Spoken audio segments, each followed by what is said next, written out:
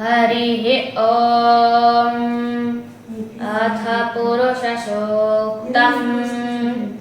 ॐ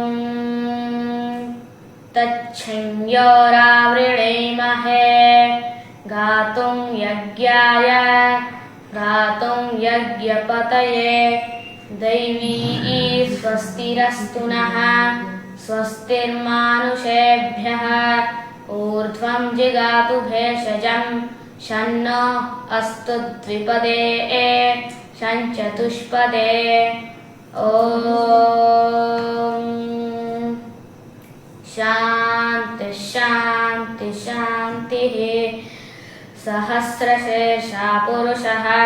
सहस्राक्ष सहस्रपात् स भूमिं विश्वतो वृत्वा अत्यतिष्ठद्दशाङ्गुलं पुरुष एवेदगुं सर्वं यद्भूतैयच्च भव्यम् उदामृतत्वस्येशानः यदन्नेनातिरोहति एतावानस्य महिमा अथोज्यायानश्च पुरुषः पादोऽत्स विश्वाभूतानि त्रिपादस्यामृतं दिवि त्रिपादूर्ध्व उदयत्पुरुषः पादोऽत्सेहाभवात् पुनः ततो विश्वं व्यक्रामत शासनान् शने अभि तस्मात् विराड जायत विराजो अधिपुरुषः स जातो अत्यरिच्यत पश्चाद्भूमिमथो पुरः यत्पुरुषेण हविषात् देवायज्ञमतन्वत वसन्तो अस्यासीदाज्यं ग्रीष्म इक्ष्म शरद्धविः सप्ताशासन् परिधयः त्रिसप्तसमिधकृताः देवायद्यज्ञं तन्वानाः अबध्नन् पुरुषं पशुं तैयज्ञं वर्षित् प्रोक्षन् पुरुषं जातमग्रतः तेन देवा अयजन्त साध्यारिषयश्च ये तस्मात् सर्वहुतः संवृतं पृषदाज्यं पशुङ्गश्चाङ्गश्चक्रे वायव्यान् आरण्यान् ग्राम्याश्च ये तस्मात् सर्वहुतः संवृषसामानि जज्ञिरे छन्दागुंसि जज्ञिरे तस्मात् यजुस्तस्मादजायत तस्मादश्वा अजायन्त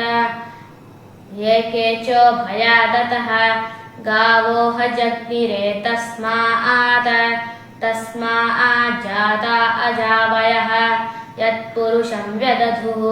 कतिधा व्यकल्पयन् मुखं किमस्य कौ बाहु गावोरुपादावुच्येते ब्राह्मणोऽत्समुखमासीत्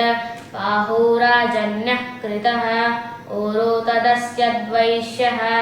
पद्भ्यागुं सूत्रो अजायत चन्द्रमा मनसो जातः चक्षुः सूर्यो अजायत मुखा इन्द्रश्चाग्निश्च प्राणाद्वायुरजायत नाभ्य आसीदन्तरिक्षं शेष्णौ द्यौ समवर्तत पद्भ्यां भूमिर्दिशश्रोत्रात् तथा लोकागुम् अकल्पयन् वेदाहमेतं पुरुषं महान्तम् आदित्यवर्णं तमसस्तु पारे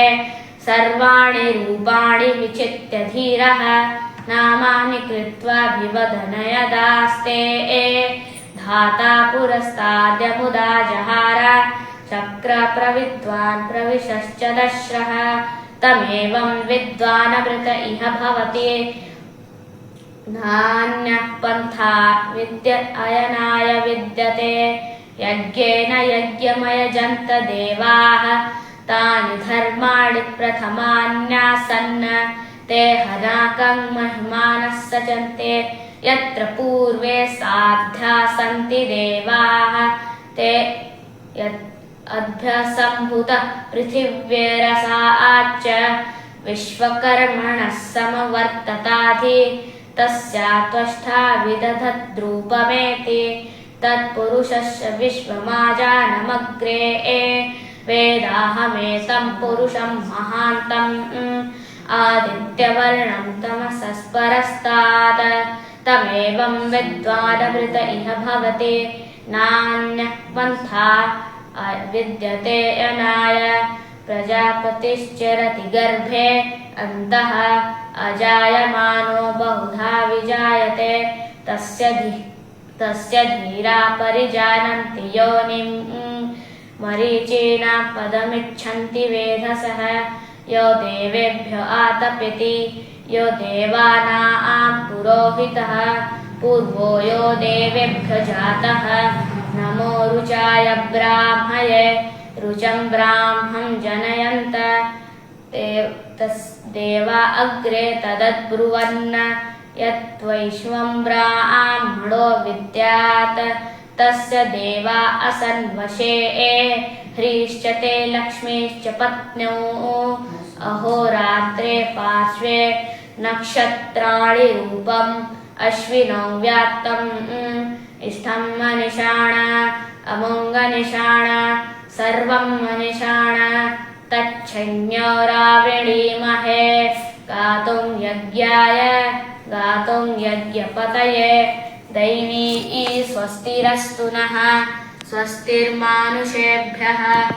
ऊर्ध्वं जिगातु भेषजं शन्नो अस्तु द्विपदे